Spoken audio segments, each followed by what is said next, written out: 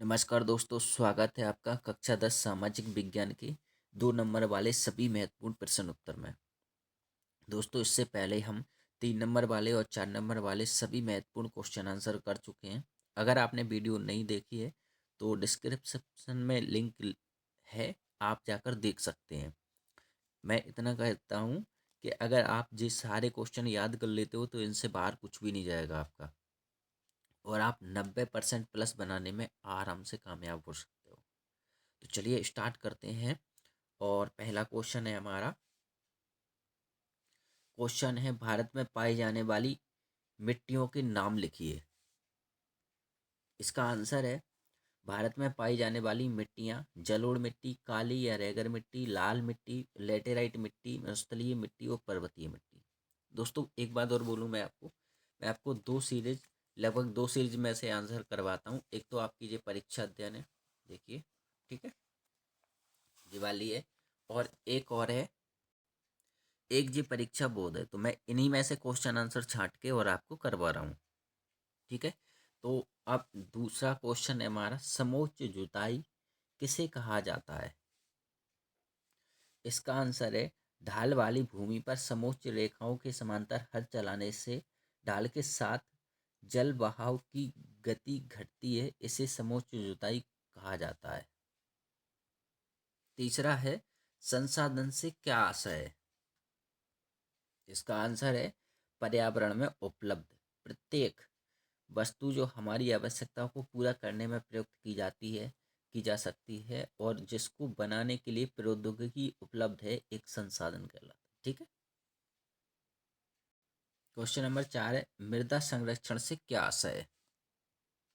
इसका आंसर है, मिट्टी के अपरदन या क्षय को रोकना ही मृदा का संरक्षण है। बढ़ती हुई जनसंख्या के कारण प्राकृतिक संसाधनों का बड़े पैमाने पर विनाश हुआ है, इसीलिए मृदा संरक्षण द्वारा विनाश रोकना आवश्यक है।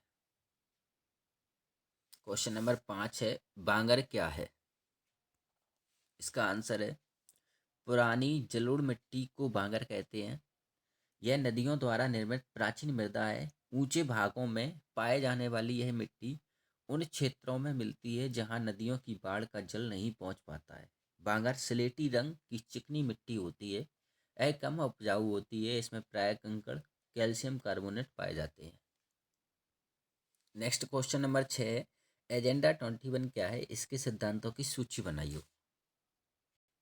इसका आंसर है, एजेंडा 21 यह एक घोषणा है जिसे 1992 में ब्राज़ील के शहर रियो डी जेनेरियो में अ, संयुक्त राष्ट्र पर्यावरण और विकास सम्मेलन UNCED के तत्वाधान में राष्ट्राध्यक्षों द्वारा स्वीकृत किया गया था। सिद्धांत क्या थे इसके। इसका उद्देश्य भूमंडलीय सतत पोषणीय विकास हासिल करना। नंबर 2, यह एक कार्यसूची है जिसका उद्देश्य समान हितों, पारस्परिक आवश्यकताओं एवं सम्मिलित जिम्मेदारियों के अनुसार विश्व सहयोग के द्वारा पर्यावरण क्षति, निर्धनता और रोगों से निपटना है। नंबर 3, एजेंडा 21 का मुख्य उद्देश्य यह है कि प्रत्येक स्थानीय निकाय अपना स्थानीय एजेंडा तैयार कर सके। देखिए दोस्तों, इसमें से ऐसा हो सकता है, आपसे दो तरीके से क्वेश्चन पूछा जा सकता है। एजेंडा 21 क्या है, एक तो इस तरीके से क्वेश्चन पूछा जा सकता है, या एजेंडा 21 के सिद्धांत बताइए। तो आप दो सिद्धांत लिख सकते हो इसमें से 2 नंबर में, ठीक है। क्वेश्चन नंबर 7 है, भारत में उगाई जाने वाली मुख्य रेशेदार फसलें कौन कौन सी हैं। इसका आंसर है, भारत कपास, जूट, सन और प्राकृतिक रेशम भारत में उगाई जाने वाली 4 मुख्य रेशेदार फसलें हैं। इनमें से पहली 3 मृदा में फसलें उगाने से प्राप्त होती हैं और चौथा रेशम के कीड़े कोकून से प्राप्त होता है, जो शहतूत के पेड़ की हरी पत्तियों पर फलता है। क्वेश्चन नंबर 8 है, जूट को सुनहरा रेशा क्यों कहा जाता है। इसका आंसर है, जूट को भारत का सुनहरा रेशा, गोल्डन फाइबर कहते हैं। इसका कारण यह है कि जूट का रेशा सोने की तरह चमकीला होता है। इसे बहुत उपयोगी, सस्ता और व्यापारिक महत्व का होने से सुनहरा रेशा कहते हैं। क्वेश्चन नंबर 9 है, नगद या व्यापारिक फसलों से क्या आशय है। इसका आंसर है, नगद व व्यापारिक फसलों से आशय उन फसलों से है जो प्रत्यक्ष रूप से भोजन के लिए उत्पन्न नहीं की जाती हैं किंतु उन्हें बेचकर नगद राशि प्राप्त की जाती है। इनमें कपास, चाय, कॉफी, तिलहन, सोयाबीन, गन्ना, तंबाकू, रबर आदि। क्वेश्चन नंबर 10 है, जायद की फसल के बारे में बताइए। इसका आंसर है रबी और खरीफ फसल के बीच ग्रीष्म ऋतु में बोई जाने वाली फसल को जायद कहा जाता है। जायद ऋतु में मुख्यतः तरबूज, खरबूज, खीरे, सब्जियां और चारे की फसलों की खेती की जाती है। जो आपकी गर्मियों की छुट्टियों में जो खेती की जाती है उसको जायद की खेती कहते हैं।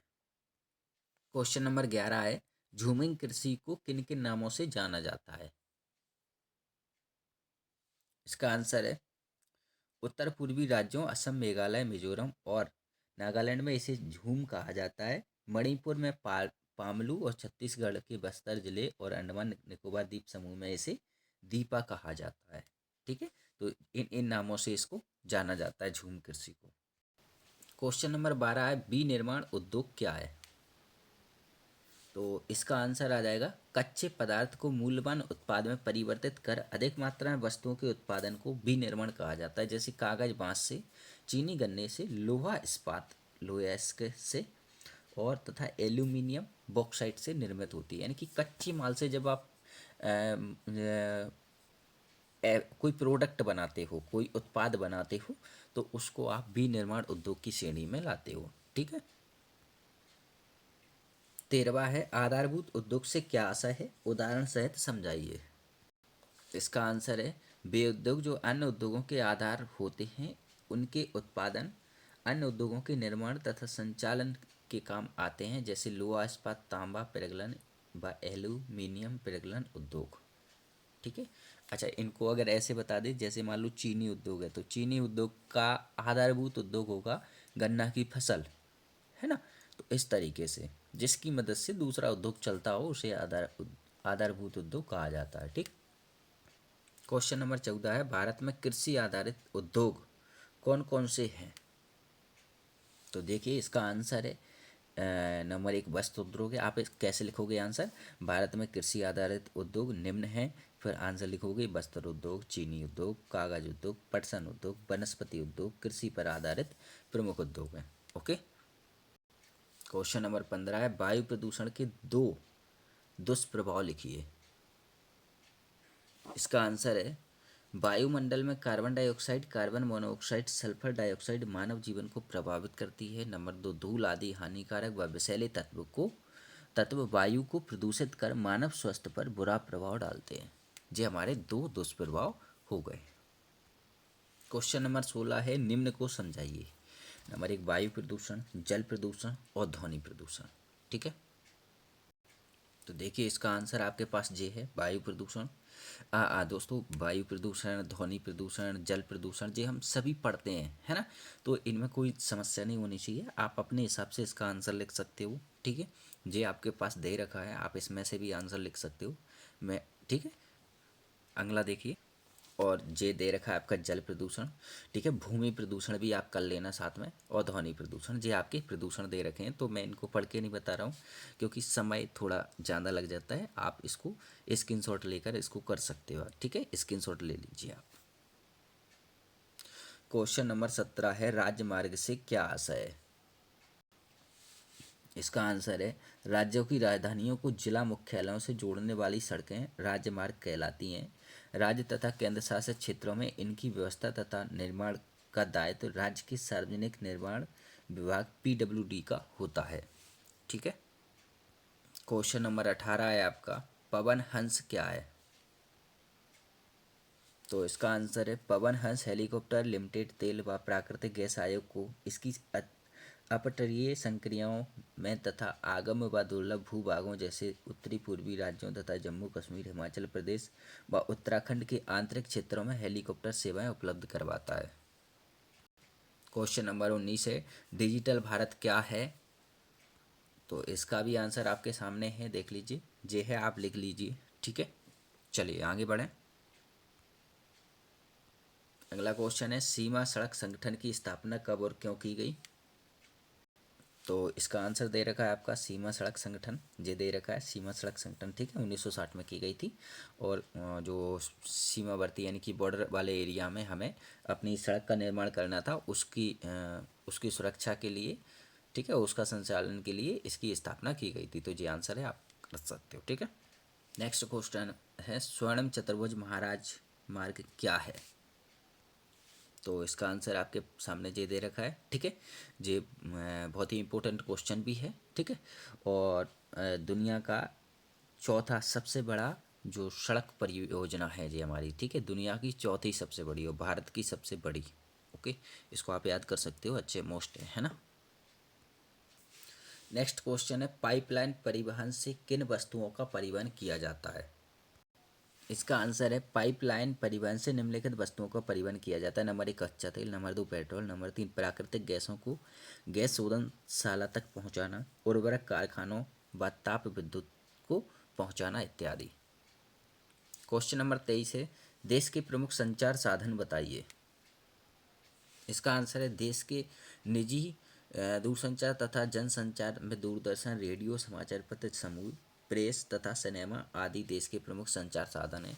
अब मैं वर्तमान में थोड़ी बात और जोड़ूँ उसमें तो सोशल मीडिया आ जाएगा। सोशल मीडिया में जो भी हम चलाते हैं, यूट्यूब चलाते हैं, फेसबुक चलाते हैं, व्हाट्सअप चलाते हैं, इंस्टा चलाते हैं, ये सारे क्या है हमारे जनसंचार के माध्यम। जनसंचार का मतलब होता है कि कोई भी सूचना एक व्यक्ति से दूसरे व्यक्ति तक पहुंचाना या किसी एक संगठन के द्वारा लोगों तक पहुंचाना, उसको हम क्या कहते हैं, संचार कहते हैं। तो आज देखिए सबसे ज़्यादा सोशल मीडिया इसका वो बना हुआ है, साधन बना हुआ है ना, जनसंचार का। क्योंकि कोई भी न्यूज़ आती है तो हम सोशल मीडिया के जरिए हमको पता चल जाती है, ठीक है। तो ये जनसंचार का माध्यम हो जाएगा। नेक्स्ट क्वेश्चन नंबर 24 है हायर परचेज क्या व्यवस्था क्या है।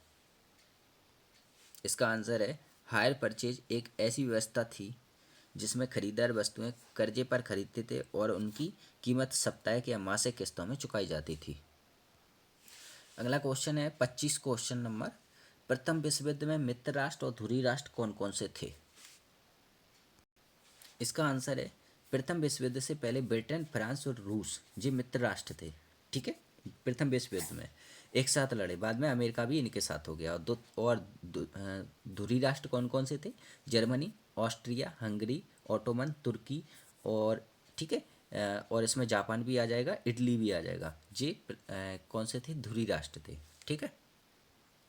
तो चलिए दोस्तों क्वेश्चन नंबर 25 तक हम कंप्लीट कर चुके हैं। और क्वेश्चन नंबर अभी थोड़े क्वेश्चन और बचे हैं इसमें, क्योंकि 2-2 नंबर के हमारे बहुत क्वेश्चन आते हैं। तो इसमें से मैंने कम से कम 40 क्वेश्चन छांटे हैं। 40 क्वेश्चन से इतनी गारंटी लूँगा कि आपका एक भी क्वेश्चन बाहर नहीं जाएगा।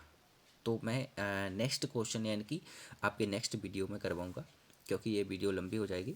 थोड़ा समय के अभाव के कारण मैं 25 क्वेश्चन ही इस वीडियो में डाल रहा हूँ। तो आप जब तक इनको पढ़ लीजिए, लिख लीजिए, याद कर लीजिए और बढ़िया से इनको अच्छे से याद कर लीजिए, ठीक है। चलिए, अगर यहाँ तक आपको अच्छा लगा है तो लाइक कर दीजिए, चैनल को सब्सक्राइब कर दीजिए और अपने दोस्तों को भी शेयर कर दीजिए, ठीक है। चलिए मिलते हैं नेक्स्ट वीडियो में।